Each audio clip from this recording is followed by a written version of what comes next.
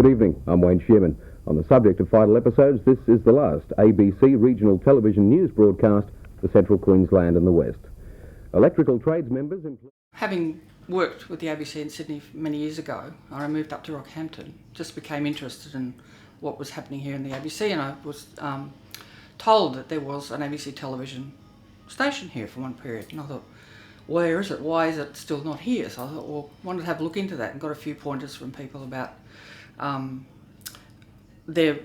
people thought there was still some footage around and tapes and whatnot, so I just kept digging and whatnot.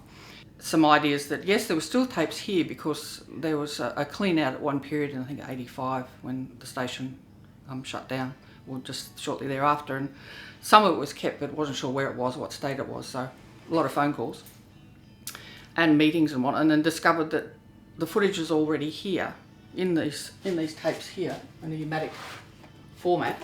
Yeah. And but hadn't been sort of kept in like cold conditions, which keeps it, preserves it, and all the rest of it. So no idea what the actual condition of the tapes were. So in order to view them, had to organise with Mike Tridagaskas, and it was the regional program manager here at the time, Martin Powley, who was very supportive of the project as well, to come in and transfer each one of the tapes onto a BVU tape, a smaller format that I could look at then with the technology available today. Because these are so unstable, even the technology that was still available, they were a bit scared of using because, you know, just dangerous and you'd lose what was on there.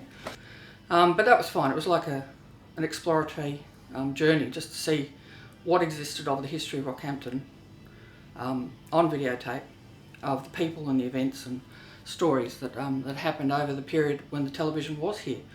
It was a great social phenomenon, I think, the advent of television in this area, because Rockhampton, Townsville and Darwin were the only three regional centres that had standalone television facilities and television stations emanating programs to their local communities back in the early 60s. It's a wonderful project to see this material preserved. I mean, I think it does offer a unique snapshot of life in regional Queensland in this area. I think Rockhampton, you could say, is a microcosm for the rest of regional Australia, and you get an insight into, I suppose, the mores and the culture of the time. The pictures you've just seen and the words from this script are taken from ABRQ3's first television current affairs program, Camera 3, produced by the ABC in Rockhampton in this studio. Gathering it all together, because some of the stories weren't held in, say, ABC Brisbane Library. They were so local that they were kept here. They weren't sort of considered by whoever at the time as being noteworthy to keep in the main archival library. And that's the thing too, it's interesting.